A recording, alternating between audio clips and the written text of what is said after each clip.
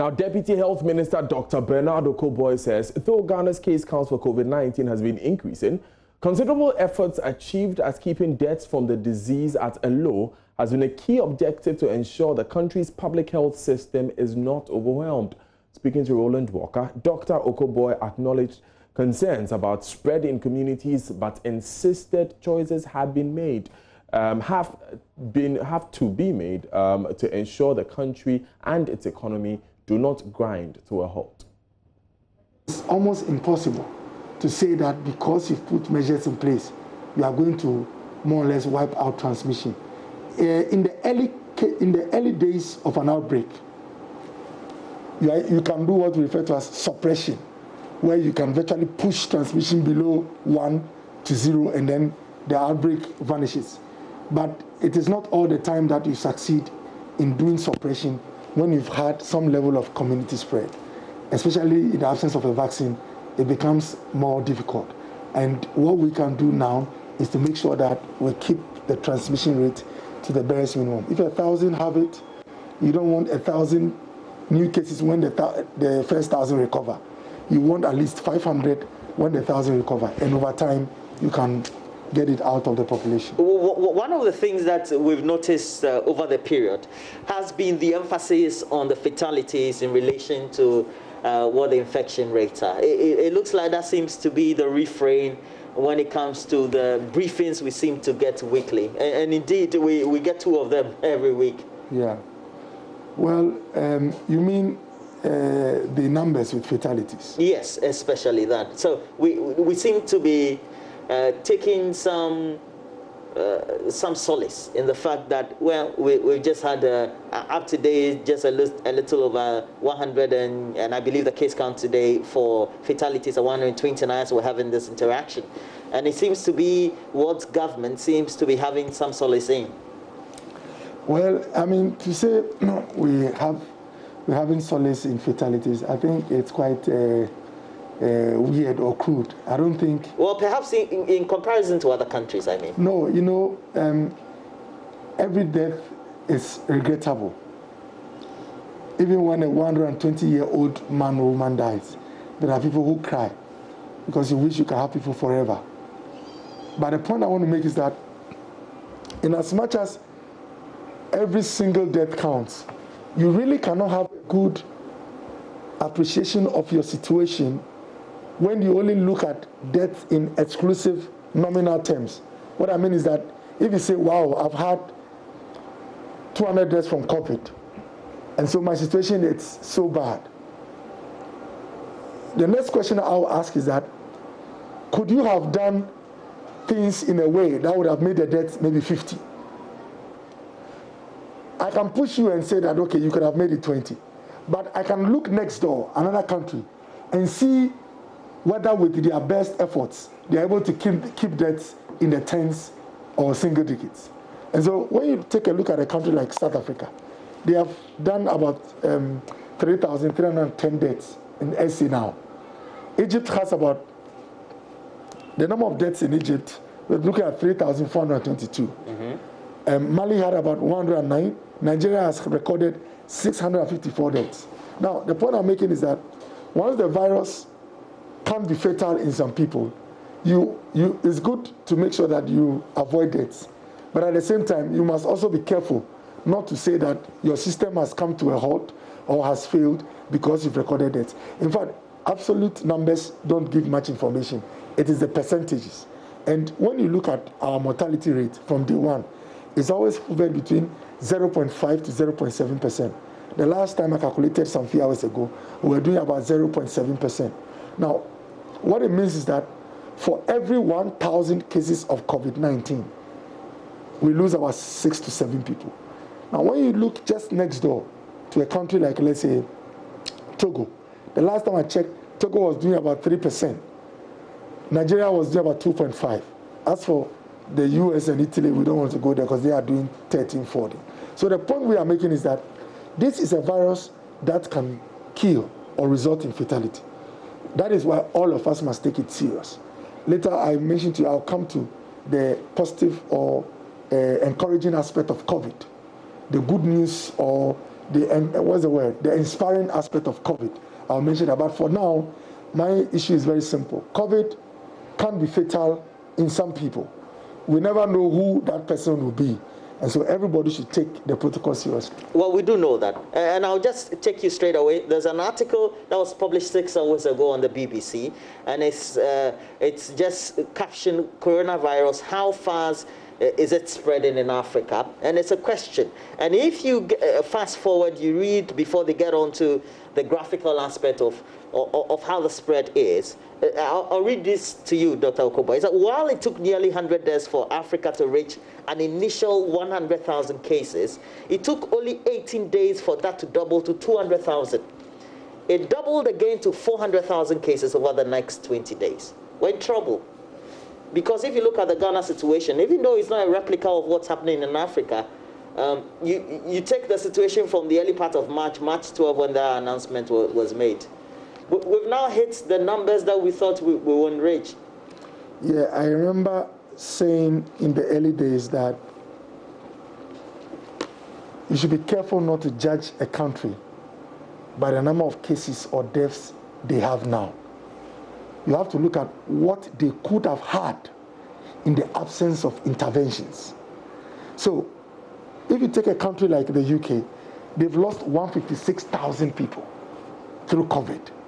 COVID-related deaths, 156,000. It's not like the UK went to sleep or is still sleeping. It's not like they are not having investments into testing, trying to isolate people, trying to do education. No, they are doing a lot of things. But in the midst of all their programs, they've still lost 156,000. It is possible if the UK had gone status quo, no intervention, maybe they would have lost 2-3 million people. How many?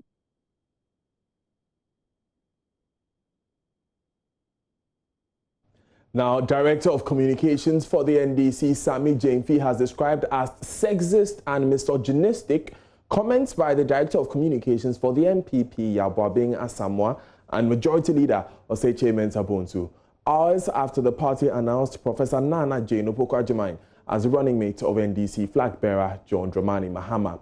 Speaking at a news conference here in Accra, he also refuted claims by the NPP that the former UCC Vice-Chancellor supervised the cancellation of teacher trainee allowances and book and research allowances for teachers. I would like to set the record straight as follows.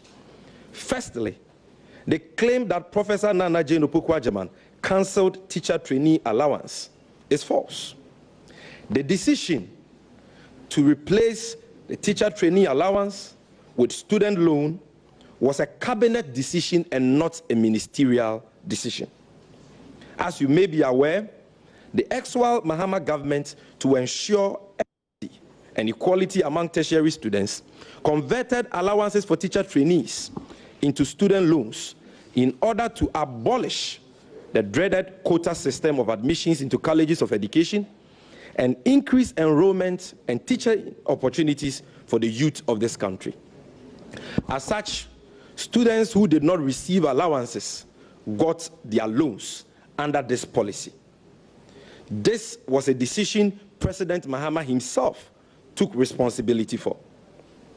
This policy, ladies and gentlemen, which was not properly understood by many, was exploited by then candidate Akufo-Addo and the MPP for cheap political capital and electoral gain, with a promise that they will restore the allowances if elected. The sad reality today is that instead of the full restoration of the allowances as was promised by President Akufo-Addo and the MPP, teacher trainees are being served with a partial restoration of the allowances, which is being paid in a rather very erratic manner and for only 8 months instead of 12 months, as was the case before the conversion. In fact, our checks this morning show that the Akufo-Addo government hasn't paid any allowances to teacher trainees since February 2020. And so the allowances they claim to have restored is currently in arrears for over 4 months.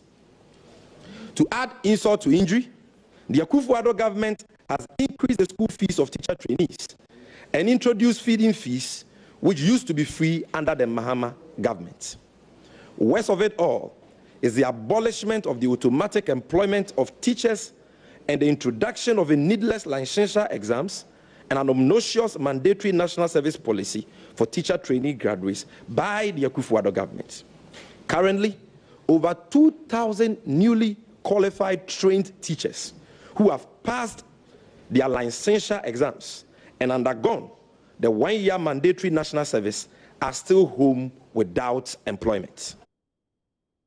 We stay with the NDC, and Director of Elections Elvis Ifie Ankra describes as total chaos various registration centers scenes, and he says there's a complete disregard for COVID-19 protocols. He says it is mind-boggling how the EC chairperson and the president are exposing Ghanaians to danger. Officers at some polling stations have rather caused the arrest of prospective registrants for bringing the completed forms to register. Again, as a measure to ensure transparency throughout the registration process, registration officials are required to issue a printout from the registration equipment at the beginning and the end of each day and give copies to party agents present. Unfortunately, this is not being done at some polling stations. Some of the officers claim that they had not been informed about the procedure, and this raises questions about the quality of training given to the officials. So, for example, all these issues about numbers jumping, one of the ways to check is to look at the start of day numbers for a particular day and close of day. So if we get a start of day numbers for today, and we get the numbers for close of day for today, tomorrow morning we will see if the start of day number for tomorrow corresponds with the close of day for today. And that's how you can check whether any inputs are being made on the blind side of people. In the absence of that, definitely there will be speculations, and people would, all kinds of videos are circulation. It is because the EC, some of the staff themselves are not giving the slips to our polling agents at the various polling stations. From our monitoring, we observed that at some polling stations in the Ashanti region, for instance, even security agents were assisting in the completion of registration forms to make the process faster. However, in Adaklu, in the Volta region, for instance, where 2 registration assistants were assisting in the completion of the registration forms, MPP executives reported the incident to the Volta regional minister. I know where the Volta regional minister became an official of the EC, and I'll come to that. He was the same person who falsely arrested people and accused them of being Togolese, and we're going to show you pictures and videos of that. Now, away from politics, the Ghana Education Service has begun investigations into the unrest at the KNUST Senior High School. Deputy Director General for the service, Dr. Kwamna Bimpa Tando, says they expect to receive a report from the Ashanti Region Director by early next week, so appropriate action is taken against those who breached GES guidelines. Now, armed police officials were brought in on Tuesday to restore order after a student of the KNUST Senior High School went on a demonstration over the death of one of their colleagues on campus. They accused school authorities of leaving the boy, who complained of stomach upset, unattended to for almost 3 hours in the care of his colleagues due to the fear of COVID-19. Now, speaking on Prime Morning on Joy Prime TV, Dr. KB Tando said the complaint is being investigated, but had this to say to the students. Ghana Education Service is not going to countenance this type of a behavior from students. And so those students who were involved will be disciplined according to our policy because it is not allowed and it is not something that we are going to countenance, that students can take matters into their own hands. They are growing up to be in society. And in any society you live in, you don't take matters into your own hands. We are going to ask our regional director, because it's our regional office that will begin that investigation. We would ask for a report as quickly as possible. Today is Wednesday. We are hoping that over the next few days or the next few working days, as reports come in, that they will begin their investigation. This is clear it's a matter of how was the response. They should be able to complete such investigation in a few days. This shouldn't be weeks on end. And so we are hoping that hopefully by the early part of next week, we would have at least received a report at the Director General's office for review, and then the necessary actions to be taken. Now, Kwesi Deborah also visited the KNUST Senior High School to assess the situation the morning after. UST JHS compound, and the education regional director is here and is meeting the students. What's happening is that what happened yesterday, she wasn't able to come around, so she came this morning just to interact with the students and also teachers. So she is there at the Honesty Great Hall, having an interaction. So we're waiting. When they are done and she's done speaking with the students, we can speak to her. So that's what's happening here at KNUST right now.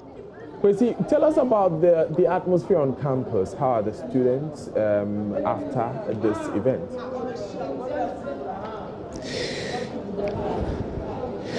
Well, Danny, I've been speaking with some of the students around, and you know what happened yesterday. That's the person who is involved, the deceased, and he's a third-year business student. And she came with she was a day student, and because of the government's directive, he was a boarding student. And what happened was that when he came with a medical record that he's suffering from ulcer. So when it happened, then according to the students, he was neglected, and which resulted in his demise. They were quite angry. They cited issues of the immediate causes and the long-standing causes also. And one of the things that they stated was the issue of the sick bay, because now when government directed that they should come to school, they are supposed to have a sick bay. Now when you go to the school, there isn't any sick bay. And beyond that, since they came to first year, they've been collecting 5 cedis from each student. That's what the students have been telling us. We have not confirmed that from the authorities, but that's what they told us. They'll be contributing 5 cedis every term for the construction of a sick bay. And there's a case where they came and the government has also directed that they are supposed to have a sick bay and they are not having it. So these compounded them. And what happened also yesterday, then they wanted to when they started protesting, that when it was this incurred stages, they wanted the headmistress to come out so that they could speak to her. But she almost ran the vehicle through them, and that's what really got them angry. And they started pelting stones, and that resulted in the breaking of the windscreen of the headmistress's car. So that's what's happened. The situation again is because there was rampage on campus, and it resulted in the destruction of activities. They've not had their breakfast. Now, joining us to discuss this a bit further is the General Secretary of the Ghana National Association of Teachers, Nat Thomas Musa. Mr. Musa, thanks for joining us. What's your reaction to the happenings on KNUST SHS campus yesterday? It is disturbing to serene atmosphere for the teaching and learning currently as expected. And we think that the intention of opening the schools so that students will go and write the exam, that purpose is being defeated gradually. And in a matter of time, it will shock all of us that the system itself will be shut down and the students will have to go back home. Because we cannot say that at this particular time, teaching and learning can be effective. Number one, let's even start from Accra Girls. If you look at what is happening now and what happened there yesterday or 3 days ago, the students currently cannot learn. And meanwhile, this particular time is the revision time. And so what will be the outcome of these students since they are not learning? In some are even awaiting their results. Now let us go to what has happened to Tech 2. These students, it means that the time that they are supposed to use to revise with their teachers, that is not being done. They are using it to solve COVID problems. When will they come out of this? And when will they be prepared to go and write the exam? But Mr. Musa, for this KNUST SHS issue, is it a COVID problem or it's more of a student unrest issue? Because the students who died, from the information we have, did not die from COVID. He was suffering from ulcer. Exactly. See, there is something we call the halo effect. You see, currently, look, when you go anywhere, if you cough now, you visit any. I remember I was in a particular, I met a group of people. When I coughed, everybody was taking cover. Because they say, hey, Charlie, have you gotten the thing? So that is the fear. Everybody is scared. When you sneeze, people think that you've gotten the thing. If you cough, they say, hey. So that is the fear and the scare around everywhere where you will be. And that is the more reason why we're saying that the safety protocols that we were putting in place, it should be such that everybody will be committed. Right. Look, let me give you some examples. We agreed on the issue of the face mask. 3, it has not been, as I'm speaking to you now, only 2 have been provided to a person. And guess what? It is something that has been established that each person is not supposed to be in a face mask for more than 9 hours, meaning that in a day you need 2 of the face masks to use, so that in the evening you can wash it and use the other one the following day. But that is not being done. Aside that particular one, look at the hand sanitizer. They've been given about a 200 ml one to use. And since the SHS people came, we are in the 3rd week now. The question is, if that particular hand sanitizer cannot go beyond 2 weeks. Right. Because when the students touch their books, they touch their pens, they visit the washroom, then anything at all you do, you need to actually use the hand sanitizer as frequently and regularly as possible. So the question is, if the 200 ml is exhausted or finished, who will give you some? Now, Dr. KB Tano of the GS told us, Mr. Musa, that the supply, especially of the face masks, began, I'm talking about the 3rd face mask, began sometime last Friday. You are General Secretary of NAT. Give us that national picture. Have your teachers received any new face masks since last week, Friday? I sent my people around. And as of Monday, it has not happened. Right, thank you. All the places where you visited, they will tell you the assemblies have promised supplying the thing. Look, if we do not manage these things carefully, we are gradually defeating the very purpose. And let me also put this in on record. When we met the President of the Republic of Ghana, it was agreed that this is the pilot kind of something that we are doing. And so this will inform us as to how the larger picture should be and the way forward regarding how best we can return to our normal life in safety. But as things are going on now, look, it looks like we are not getting the things right. Mr. Musa, thank you very much for joining us this afternoon on Joy News today, and we will definitely come back to you. Hi, good afternoon. Welcome to Business. My name is Darrell Kwao. The Ministry of Finance has been shut down effective immediately as staff undergo a mass testing exercise for COVID-19. According to a memo cited by Joy Business, all staff members have been directed to work from home as they wait for the testing team to compile the results of samples. Meanwhile, the ministry is assembling a team of core staff to operate from specific locations as part of preparations towards a mid-year review budget. The Finance Ministry joins the list of institutions to institute terminal restrictions to prevent the spread of COVID-19.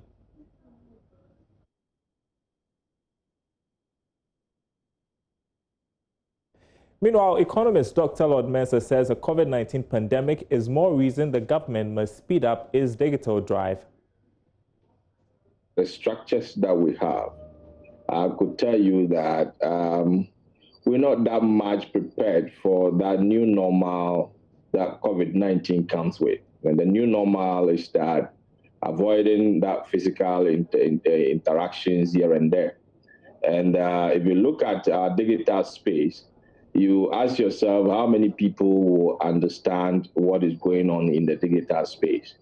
Fine, for education, tertiary education, we've been able to do our best in getting that, or maybe getting used to that digital, way of interacting with our students.